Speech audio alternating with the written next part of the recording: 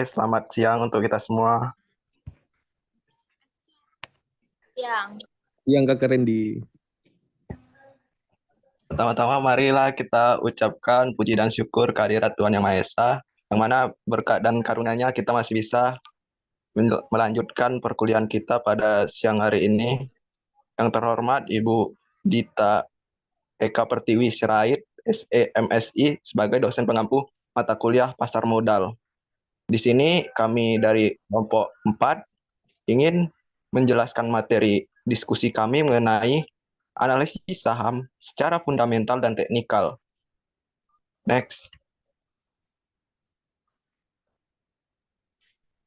Nah, di sini kami beranggotakan 6 orang. Yang pertama itu saya sendiri, yaitu Tengku Randy Julian. Yang kedua ada Destiani Estrella. Yang ketiga ada Julius Simanjunta. Yang keempat adalah Dalva Ababil. Yang kelima adalah Bang Alfi. Yang keenam adalah Bang Agus Wasana. Next.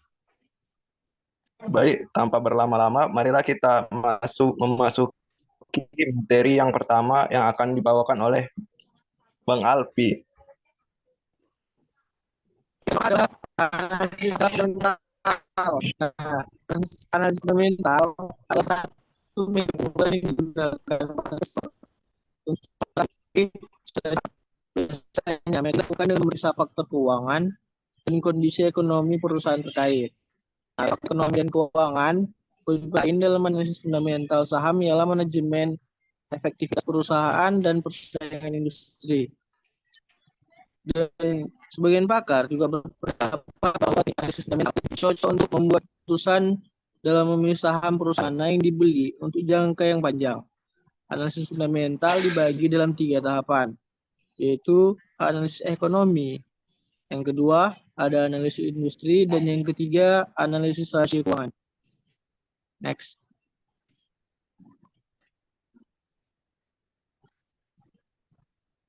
Nah, jadi ini ada gambaran di 3 tahapan. Pertama itu ekonomi. Yang ekonomi ini biasa digunakan untuk mengetahui keadaan yang bersifat makro di suatu keadaan ekonomi. Dan analisis ini dianggap penting hubungan yang kuat antara apa yang terjadi pada lingkungan ekonomi. Kedua itu analisis industri. Jadi menurut Mike Porter, dari analisis industri itu adalah pada pengenalan ciri pokok yang mendasari suatu industri yang bersumber pada suatu ekonomi dan teknologi yang bentuk arena di mana strategi bersaing. Lalu yang ketiga ada analisis finansial atau rasio keuangan merupakan alat analisis keuangan perusahaan berdasarkan berbagai data keuangan yang terdapat pada laporan keuangan seperti neraca, laporan laba, laporan rugi, dan alias.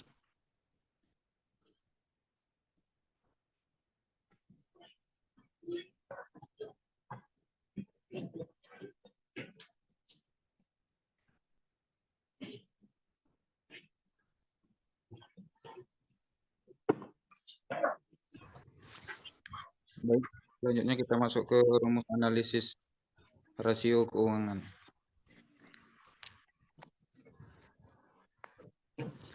Rumus analisis rasio keuangan yaitu yang pertama, saran ratio, atau merupakan rasio yang digunakan untuk mengukur kemampuan perusahaan dalam membayar kewajiban jangka pendeknya dengan menggunakan aktiva lancar yang dimiliki oleh current ratio dapat dihitung dengan rumus yaitu current ratio sama dengan aset lancar per utang lancar.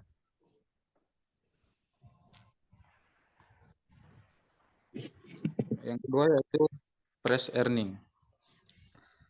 Per adalah rasio yang menunjukkan seberapa besar investor menilai harga dari saham terhadap kelipatan dari earning dan memberikan indikasi tentang jangka waktu yang diperoleh untuk mengembalikan dana pada tingkat harga saham dan keuntungan perusahaan pada suatu periode tertentu. Gigianto 2003 pada halaman 105. Rumusnya yaitu per sama dengan harga penutup saham per laba bersih per saham. Next.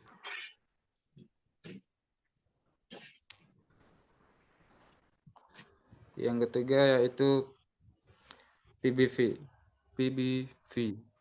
PBV adalah rasio yang digunakan untuk mengukur tingkat harga saham apakah termasuk under value atau over value. PBV fokusnya pada nilai ekuitas perusahaan. PBV sesuai artinya bermakna harga saham dibandingkan nilai ekuitas per saham. Cara menghitungnya adalah dengan membagi harga dibagi rata-rata jumlah saham yang beredar.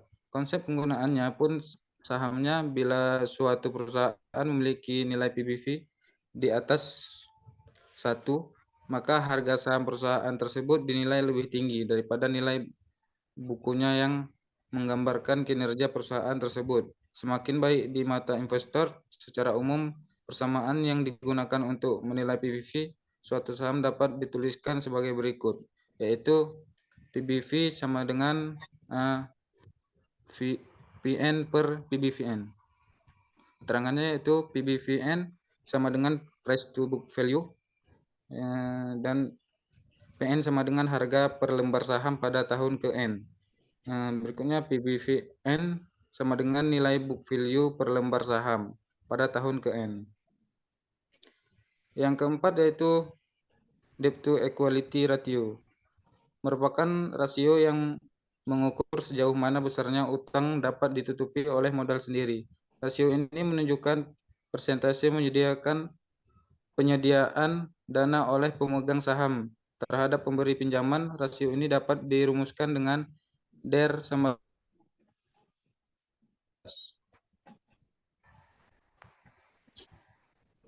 next.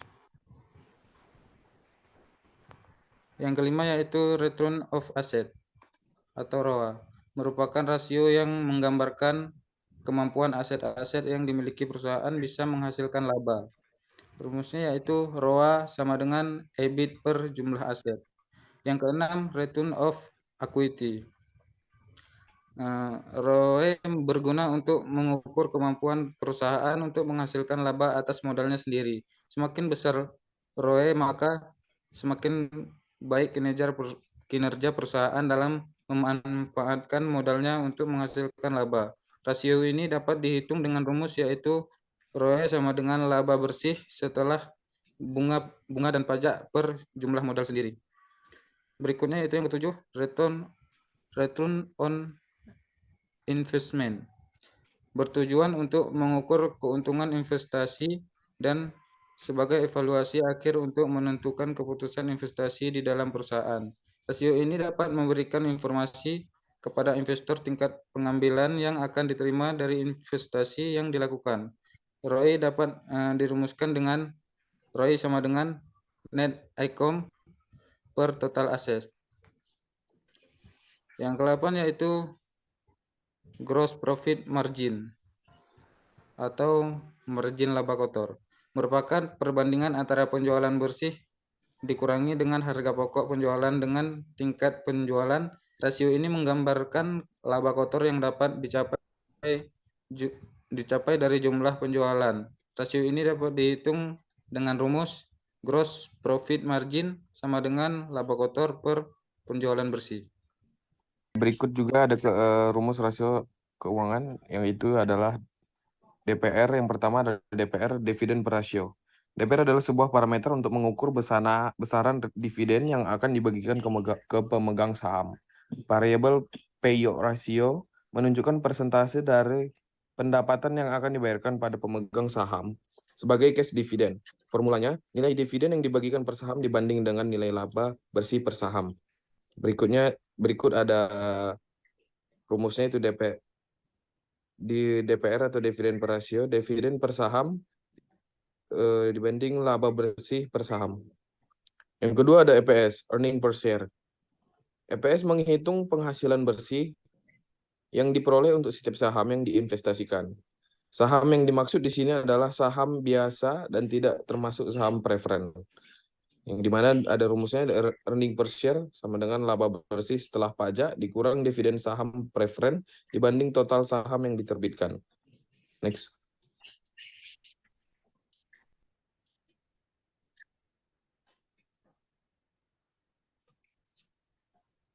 Baik, selanjutnya kita masuk ke analisis saham secara teknikal.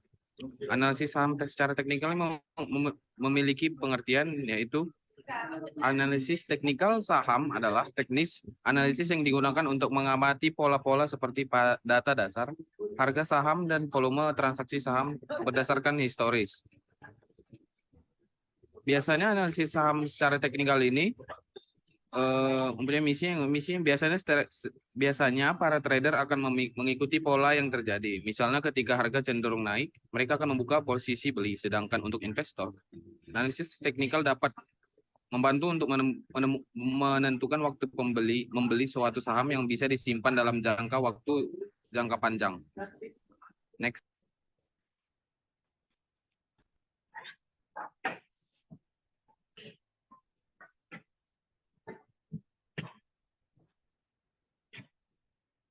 Baik, di sini ada materi prinsip dan dasar pemikiran analisis teknikal. Yang pertama itu market price discount everything atau pasar mempertimbangkan semua persoalan. Pengguna analisis ini percaya bahwa semua peristiwa bisa sangat berpengaruh terhadap harga saham. Seperti misalnya inflasi yang terus naik, suku bunga naik turunnya suku bunga, dan permintaan dan penawaran suatu saham dan kebijakan pemerintah. Misalnya kebijakan pemerintah pada tahun lalu yang dimana pemerintah melarang ekspor sawit, yang dimana itu sangat berpengaruh pada harga saham begitu. Nah, peristiwa tersebut langsung tercermin pada harga sahamnya secara seketika begitu. Yang kedua ada price moves in trend atau harga bergerak mengikuti arah aliran. Prinsip dasar berikutnya dalam penggunaan analisis teknikal adalah bahwa jangan pernah mengambil keputusan transaksi yang melawan tren harga yang sedang berlangsung. Maksudnya jika pasar mengalami penurunan di market atau biasa disebut dengan bearish, maka seorang trader dilarang open posisi buy karena memiliki risiko kerugian tinggi. Dan begitu juga dengan sebaliknya jika pasar mengalami penaikan atau uptrend dilarang open posisi sell gitu. Pengguna analisis ini juga percaya kalau semua informasi tercermin pada harga pasar saham, maka tren tersebut menunjukkan sikap para pelaku atau investor atas suatu harga saham. Yang ketiga, ada history repeats in self atau sejarah yang akan berulang. Dalam analisis teknikal ini juga menggambarkan faktor psikologis para pelaku pasar, maka pergerakan historis dapat dijadikan acuan untuk memprediksi pergerakan harga di masa yang akan datang. Seperti contohnya, jika pergerakan historis saham mengalami bullish atau mengalami penaikan, maka seharusnya tren selanjutnya akan mengalami penaikan juga atau bullish. Dan sebaliknya pergerakan historis saham mengalami bearish atau penurunan, maka seharusnya tren selanjutnya akan mengalami penurunan juga gitu. Next.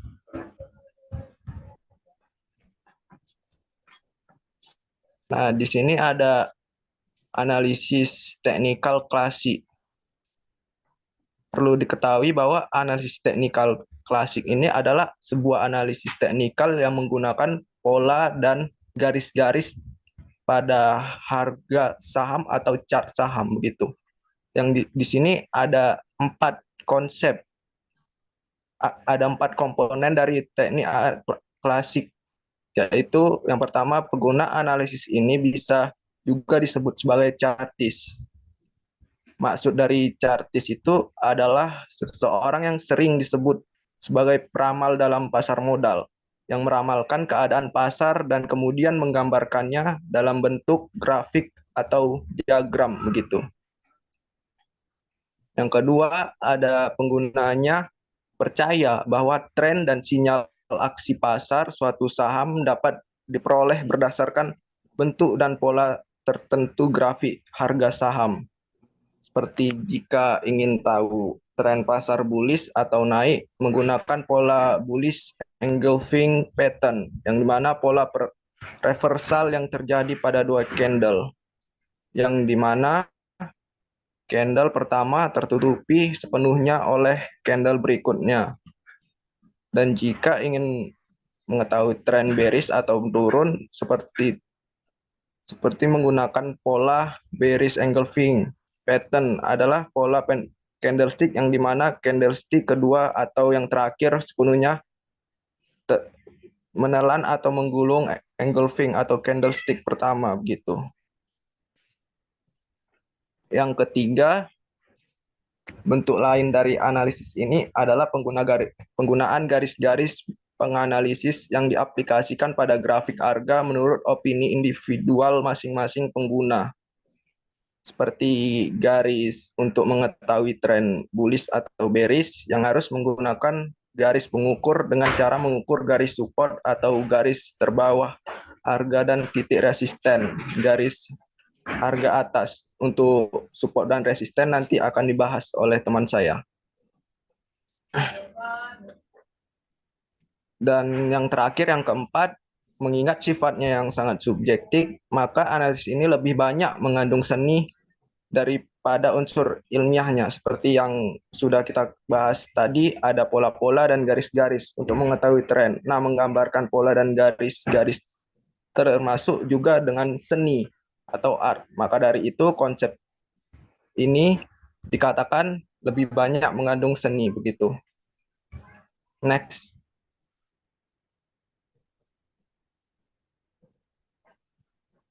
Nah, yang lalu ada analisis teknikal modern. Faktor yang menguntungkan dari analisis teknikal modern, indikatornya bisa diprogram secara otomatis dengan menggunakan bantuan komputer yang dikelompokkan ke dalam indikator pengikut tren atau following indikator dan indikator osilator. Yang pertama, indikator pengikut tren atau trend following indikator. Terdiri dari 4. Yang pertama, simple moving average. Yang kedua ada Bollinger Band. Yang ketiga ada parabolic SAR atau stop and reverse. Yang keempat ada MACD atau moving average convergency divergency. Nah, yang pertama itu simple moving average atau disingkat dengan SMA adalah indikator yang digunakan untuk menganalisis perpotongan antara dua moving average sebagai sinyal pembalikan atau penerusan tren. Yang kedua ada Bollinger Band, adalah indikator yang digunakan untuk mengidentifikasi volatilitas dan kisaran harga yang diharapkan. Yang ketiga ada parabolic SAR atau stop and reverse, adalah indikator yang digunakan untuk menyediakan level stop loss atau stop kerugian dan sinyal pembalikan tren. Dan yang terakhir ada indikator MACD atau moving average convergency dan divergensi atau disingkat dengan MACD, yang dimana indikator ini digunakan untuk mengukur konvergensi atau divergensi dari dua moving average. Nah, yang kedua itu ada indikator osilator. Di sini ada terdiri dari 4. Yang pertama stochastic oscillator, yang kedua Awesome oscillator, yang ketiga ada average directional movement index atau ADX, yang terakhir ada commodity channel index atau CCI. Yang pertama itu ada indikator stochastic oscillator. Indikator ini digunakan untuk membandingkan harga penutupan aset dengan kisaran harga selama periode waktu tertentu. Yang kedua ada awesome oscillator, adalah indikator yang digunakan untuk mengukur momentum harga di pasar. Seperti membantu trader menentukan apakah momentum sedang naik atau sedang turun gitu. Yang ketiga ada average directional movement index atau disingkat dengan ADX, adalah indikator yang digunakan untuk mengukur kekuatan tren pergerakan secara keseluruhan. Dan yang terakhir adalah Commodity Channel Index atau CCI, adalah termasuk dalam kategori indikator oscillator yang sering digunakan sebagai alat ketika terjadi divergensi dengan arah pergerakan harga yang menunjukkan terjadinya pergantian arah tren gitu. Next.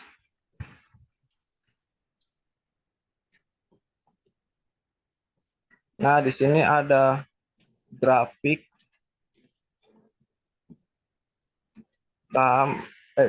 saham simple moving average,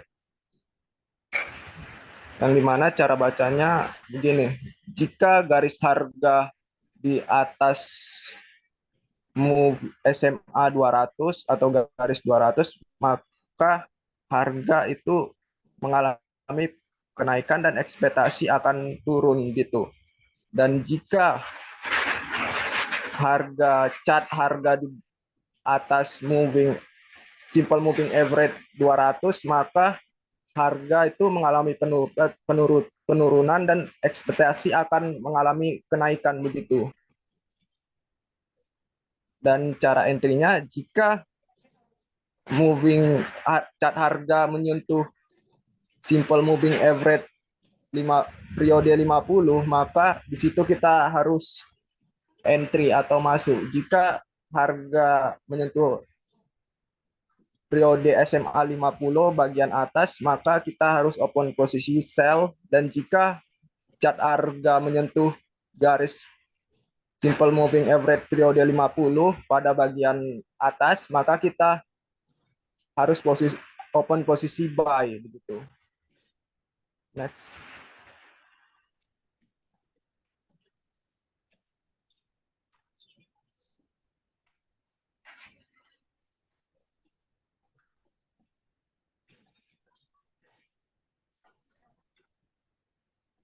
Yang kedua ini ada Bollinger Band.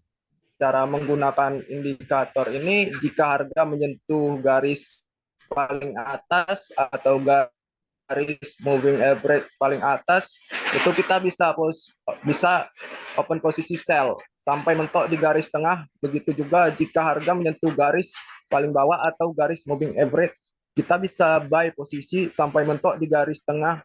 Nah, tapi kita harus mencari tahu dulu trennya, apakah tren bullish atau bearish gitu. Next.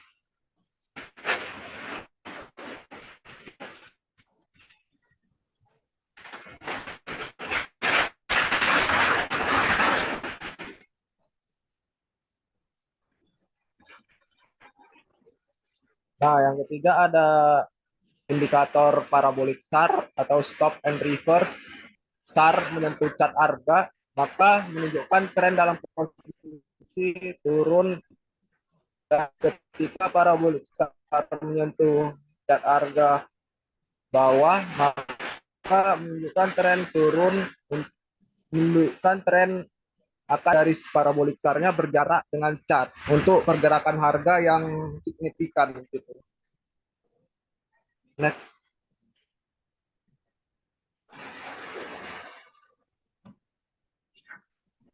Nah, selanjutnya ada indikator moving average, convergency, dan divergency, atau biasa disingkat dengan indikator MACD. Ketika garis di atas harga, maka harga terlalu mahal. Dan ketika garis di bawah harga, maka harga terlalu murah. Cara entry-nya, ketika di atas garis tengah, kemudian ada crossover atau persilangan, berarti ini adalah kesempatan untuk sell. Kalau di atas, jika di bawah garis, tengah, kemudian ada crossover atau persilangan, berarti ini adalah kesempatan untuk buy posisi begitu. Next.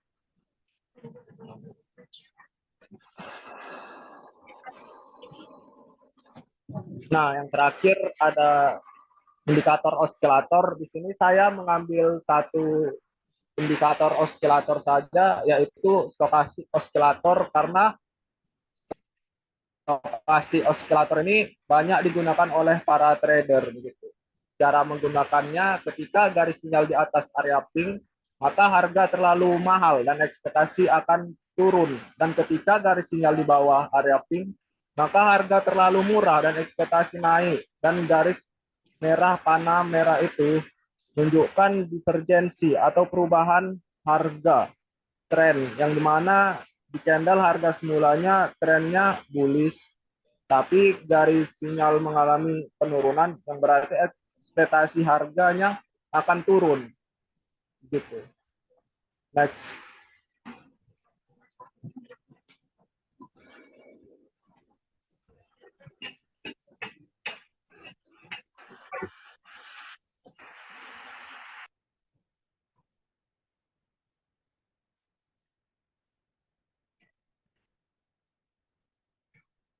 Nah, di sini ada kelebihan analisis teknikal.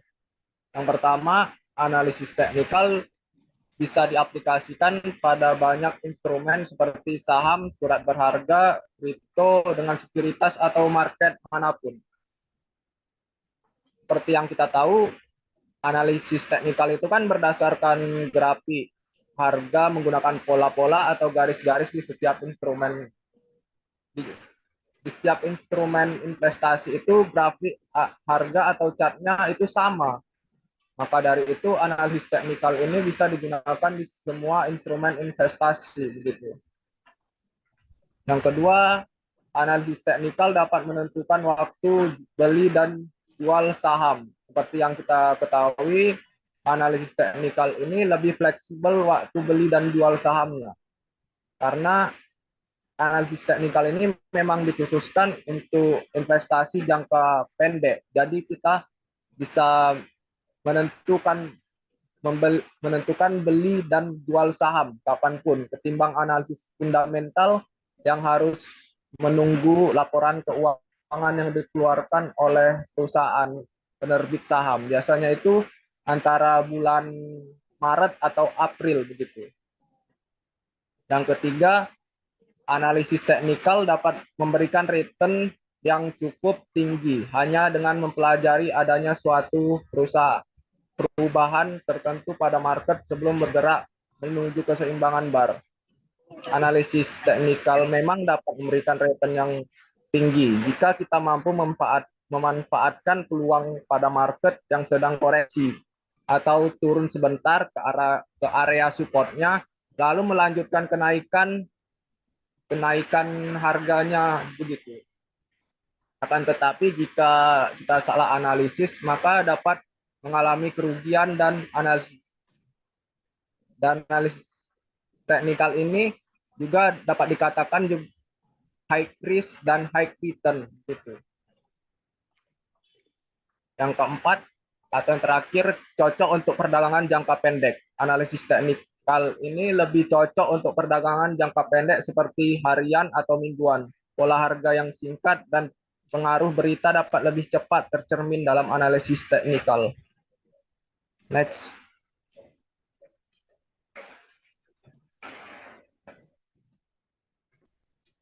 Oke. Jadi saya akan membahas mengenai pengertian grafik dalam analisis saham secara teknikal. Grafik dalam analisis saham secara teknikal itu mengacu pada representasi visual dari harga saham dan volume perdagangan dari waktu ke waktu. Grafik ini digunakan oleh para analisis teknikal untuk mengidentifikasi pola, tren, dan sinyal perdagangan dalam data histori saham. Jenis grafik yang paling umum digunakan dalam analisis saham teknikal itu ada 4, grafik garis, grafik batang, grafik lilin. Analisis teknikal menggunakan grafik ini untuk membuat prediksi tentang pergerakan harga saham di masa depan berdasarkan analisis historis. Nah, saya juga akan membahas bagaimana sih memilih jangka waktu analisis saham secara teknikal. Yang pertama itu tentunya tentukan tujuan. Lalu yang kedua, perhatikan aktivitas perdagangan. Yang ketiga, evaluasi volatilitas. Yang keempat, gunakan multiple time frames. Yang kelima, pelajari pola dan indikator. Dan yang keenam, uji dan sesuaikan. Saya juga akan membahas mengenai apa itu jenis-jenis grafik. Yang pertama, grafik garis. Grafik garis ini menghubungkan harga penutupan saham pada periode tertentu dengan garis lurus. Sedangkan grafik batang menampilkan informasi harga pembukaan, penutupan, serta harga tertinggi dan terendah dalam satu periode. Lalu yang ketiga ada grafik lilin, di mana varian dari grafik lilin itu adalah juga bagian dari grafik batang, di mana setiap lilin itu mewakili satu periode dan memberikan informasi tentang harga pembukaan, penutupan, serta harga tertinggi hingga terendah dalam suatu periode. Lalu yang terakhir, grafik point and figure. Fokusnya grafik ini itu adalah pada perubahan harga yang signifikan. X sama dengan kenaikan harga, sedangkan O sama dengan penurunan harga. Materi selanjutnya akan dibawakan oleh Dalva, dipersilakan. Baik, untuk support dan resilience. Support ini adalah sebuah level harga di mana titik atau tingkat atau rate ini pada level tersebut akan timbul minat beli yang lebih kuat daripada minat jual yang akan mengakibatkan terjadinya akses yang akan meningkatkan harga di pasar sehingga menghentikan tren penurunan harga. Terus ada resilience ini batas atas titik atau reg di mana pada level ini akan timbul penguatan minat jual yang lebih besar dibandingkan minat beli yang secara otomatis akan mengakibatkan timbulnya akses supply yang akan mengakibatkan turunnya harga. Sebaliknya, titik resilience ini merupakan batas titik reg di mana level ini akan timbul pengetahuan minat jualnya juga. Selanjutnya,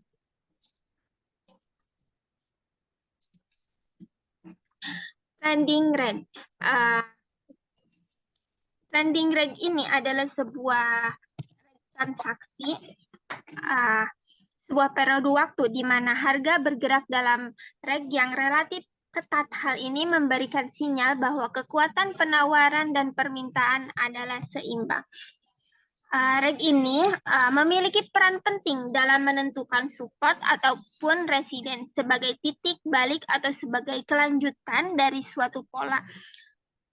Terus trending range ini dalam pasar modal mengacu pada kondisi di mana harga saham atau aset keuangan tertentu bergerak dalam kisaran harga yang terbatas atau terbatas dalam periode waktu tertentu. Fenomena ini juga yang umum terjadi di pasar saham yang dapat memiliki dampak yang signifikan pada keputusan trading dan investasi. Selanjutnya, dapat dilihat di sini bahwa resilience itu bagian atas, batas titik atas, dan support itu batas titik bawah. Selanjutnya,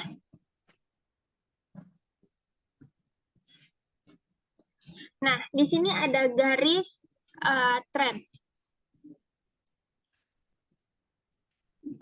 Garis tren ini ada garis tren naik, ada garis tren turun, ada garis tren seimbang.